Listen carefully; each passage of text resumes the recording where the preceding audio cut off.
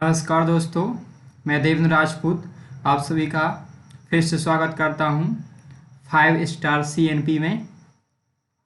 तो आज हमारा डे 2 है, जिसमें हम आज की न्यूज़ कवर करने वाले हैं, आज का करंट अफेयर्स। तो चलिए स्टार्ट करते हैं। तो आज का पहली जो न्यूज़ है, हमारी पहली न्यूज़ है कि मध्य प्रदेश सरकार ने पंचायत अनुसूचित विस्तार अधिनियम को लागू कर दिया है। अभी हाल ही में क्या किया है कि मध्य प्रदेश सरकार ने पंचायत अनुसूचित विस्तार अधिनियम को लागू कर दिया है। अभी राष्ट्रपति कहाँ गए? शहडोल जिले गए, जिसमें इन्होंने एक कार्यक्रम में इसकी औपचारिक रूप से घोषणा की है 15 नवंबर 2022 को। ठीक है, तो राष्ट्रपति द्रौपदी मुर्मू जब शहडोल गईं तो उन्होंने वहाँ पर इसको लागू कर दिया, औपचारिक रूप से इसको घोषणा कर दी। राइट। इसका उपयोग क्या है दोस्तों? इसका उपयोग है जनजातीय समुदाय के लोगों को सशक्त बनाने के लिए किया जाएगा। इसका उपयोग किसमें किया जाएगा कि जनजातीय लोग हैं उनको सशक्त कैसे बनाया जाए, तो इसमें ये बहुत ही कारगर होगा। इसका उद्देश्य क्या है दोस्तों? तो मैं बताऊं आपको। इसका उद्देश्य ग्राम सभाओं को की सक्रिय भागीदारी में जनजातीय लोगों को शोषण से बचाना है। ठीक है, इसका उद्देश्य क्या है कि जो ग्राम सभाओं में इनकी जनजातीय लोगों की भागीदारी हो, यानी सक्रिय भागीदारी हो, जिससे कि जो तथाकथित कुछ लोग हैं जो उनका शोषण करते हैं, राइट, तो उनसे लोगों को बचाना है इनका मूल उद्देश्य। यह अधिनियम अनुसूचित क्षेत्रों में ग्राम सभाओं को क्या करता है? विशेष रूप से प्राकृतिक संसाधनों के प्रबंधन में विशेष अधिकार देता है, क्योंकि ये बहुत ही परंपरागत रूप से जनजातीय लोग यहाँ पर निवास कर रहे हैं, इसीलिए इन्हें विशेष अधिकार दिया जाता है, स्पेशल राइट। ठीक है, वन अधिकार अधिनियम 2002 के तहत इन्हें विशेष अधिकार दिया जाता है। राइट। हम अब इसके बाद ये जान लेते हैं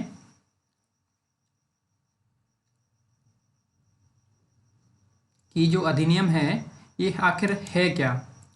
तो इसकी बेसिक नॉलेज ले लेते हैं। इसका नाम क्या है? शॉर्ट फॉर्म में पैसा बोलते हैं। क्या? पैसा, अर्थात पंचायत अनुबंध, यानी पंचायत उपबंध अनुसूचित क्षेत्रों का विस्तार विधेयक, अर्थात provision on panchayat extension to schedule areas bill, यानी PESA, PESA, panchayat extension to the schedule area bill. इसके अनुसार विधेयक जो लाया गया था उसके अनुसार ये पैसा का नाम दिया गया था।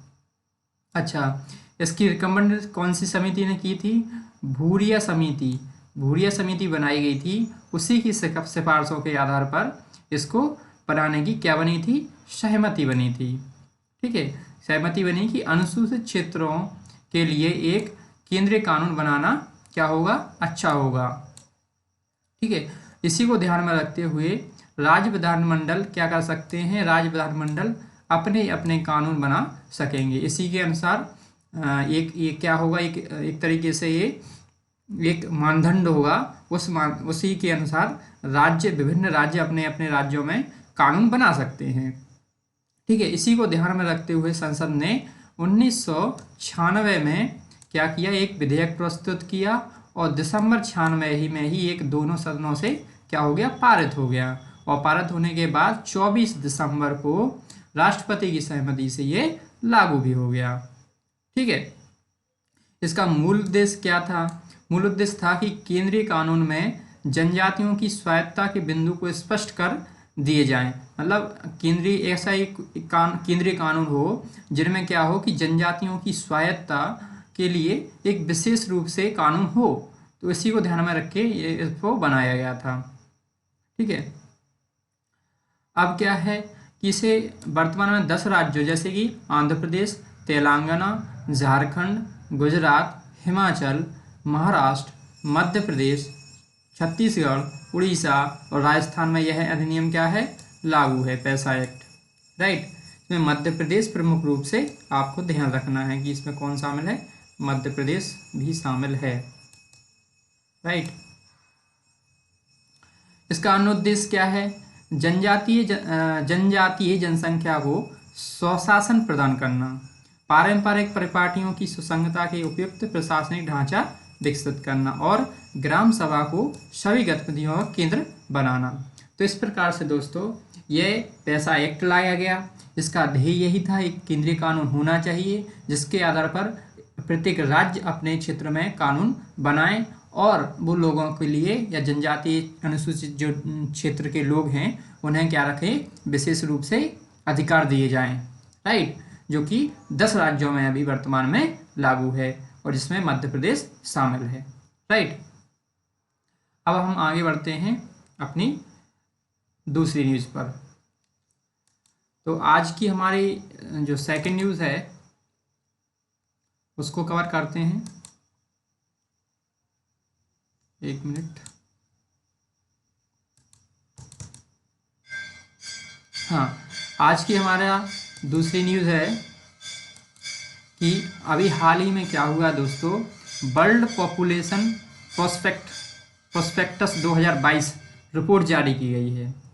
क्या किसने किया है, संयुक्त राष्ट्र संघ की ओर से क्या है, संयुक्त राष्ट्र संघ ने world population prospectus reports 2022 report 2022 दी है। इसमें क्या बताया गया है कि 15 नवंबर को, ठीक है, जो कि हमारा विश्व जनसंख्या दिवस मनाया जाता है 15 नवंबर को, इसको 8 अरब के आंकड़े को पार कर गई। मतलब इस दिन क्या हुआ दोस्तों कि जो विश्व की मतलब दुनिया की आबादी है वो 8 अरब पहुंच गई। कितनी हो गई, 8 अरब।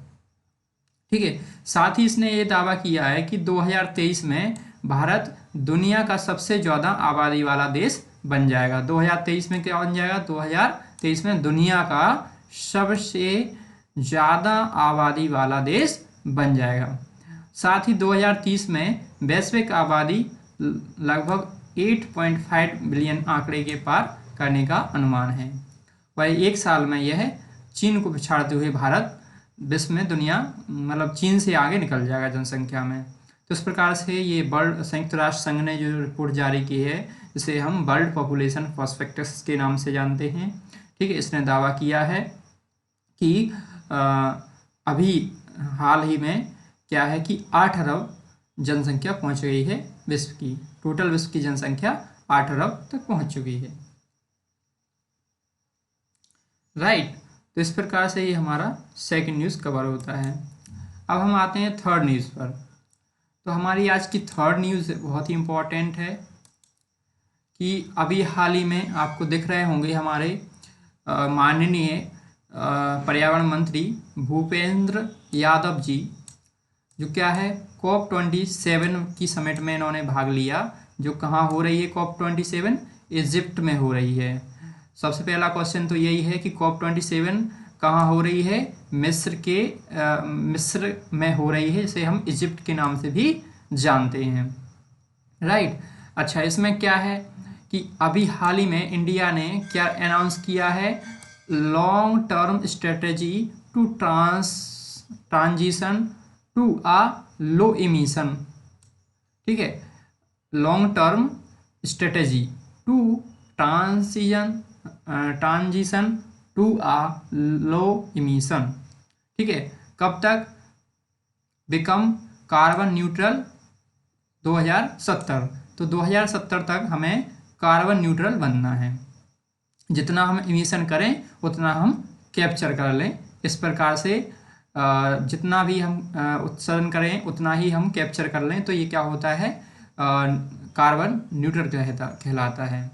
इसके की माइलस्टोन क्या है कि अभी जैसे कि हमने देखा होगा हमारे हाइड्रोजन मिशन पहले 2021 में लागू हो ही चुका है। राइट, इसके बारे में आप जानते ही होंगे। ठीक है, और अगर हम कहें कि हमारे पास जो अभी अचीविंग जो एथेनॉल का ब्लेंडिंग टारगेट है वो 25 तक कितना 20% करना ही है। तो अभी हम काफ़ी सक्सेस हुए हैं 2025 तक हम इसको शायद पूरा कर भी लेंगे। 20% मतलब जो है एथेनॉल का ब्लेंडिंग करना है, ठीक है, पेट्रोल में, इस तरीके से, राइट। तो long term strategy aim to keeping global temperature become 2 degree below 2 degree Celsius and Celsius and ambitiously 1.5 degree 1.5 degree Celsius by the century end. मतलब इस सेंचुरी के अंत तक हमें क्या करना है, हमें 1.5 डिग्री तक लाना है, जो कि 1.5 डिग्री जो सेल्सियस है कब तक लाना है, आखिरी शताब्दी, मतलब ये जो अपनी चल रही है 21वीं शताब्दी, इसके अंत तक हमें क्या करना है, 1.5 डिग्री तक लाना है, ठीक है। और जो टारगेट रखा है कि 2 डिग्री से हमें मेंटेन रखना है, 2 डिग्री सेल्सियस से नीचे हमें तापमान को क्या करना है, रखना है। अच्छा, तो ये हमारा आखिर ये क्या चीज़ है कि लॉन्ग टर्म स्ट्रेटजी, तो इसके बारे में देख लेते हैं। LTLED long term emission development strategy, long term, एक मिनट, long term strategy transition low emission, yes, low emission. क्या पढ़ेंगे हम इसे, long term low emission development strategy. तो ये क्या है, ये क्या है, प्रकृति में गुणात्मक और 2000 अच्छा प्रकृति में क्या है, ये गुणात्मक सुधार के लिए लाई जा रही है। और हमें कहें कि जो 2015 का जो पेरिस एग्रीमेंट था, उसके तहत ये अनिवार्य था कि हर देश के लिए लाया जाए, ठीक है, इसे अनिवार्य कर दिया गया था 2015 के पेरिस समझौते में, ठीक है। पेरिस समझौते के अनुसार क्या था कि जैसे कि राष्ट्रीय स्तर पर जो NDC लाए गए थे, भारत का NDC है, अलग अलग देशों का अलग अलग NDC है, तो इसमें क्या है कि ताकि वो 2030 तक उत्सर्जन के 45% की कटौती के बड़े जलवायु लक्ष्यों की दिशा में आगे काम कर सकें और 2050 के आसपास शुद्ध शून्य तक पहुंच सकें, ठीक है। यह रणनीति 4 विचारों पर आधारित है।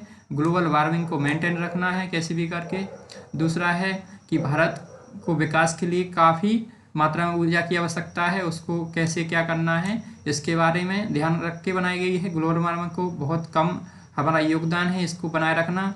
दूसरा क्या है कि कम मात्रा में ऊर्जा की आवश्यकता, काफ़ी मात्रा में ऊर्जा की आवश्यकता है, उसको कैसे पूर्ण करना है, इसको ध्यान में रख के बनाया गया। तीसरी बात करें हम, भारत अपने विकास हेतु लो कार्बन स्ट्रेटेजी यानी निम्न कार्बन रणनीति को बनाने के लिए प्रतिबद्ध है, ठीक है। इसी के अनुसार वो ऐसी राष्ट्रीय परिस्थितियों के अनुसार वो क्या करेगा, इनका अनुसरण करेगा। और 14 क्या है कि भारत को जलवायु अनुकूल प्रणाली अपनाने की आवश्यकता है। तो हमने 4 विचारों को ध्यान में इसको बनाया है। ग्लोबल वार्मिंग को हमें मेंटेन रखना है, ऊर्जा को आवश्यकता को कैसे पूर्ण करना है, स्वच्छ या जो ग्रीन एनर्जी है उसका यूज़ करना है, अपने विकास को अपनी लो कार्बन एमिशन विकास के साथ साथ हमें लो कार्बन एमिशन कैसे बनाए रखें। और चौथा क्या है कि इसके लिए कौन सी जलवायु अनुकूल प्रणाली हो, तो उसको कैसे अपनाएं। तो 4 प्रकार के हमारे ये विचारों को ध्यान में रख के LTLEDs बनाए गए हैं, राइट। तो इस प्रकार से ये हमारा चर्चा में विषय हुआ है। अच्छा, अब हम चलते हैं अपने नेक्स्ट न्यूज़ पर।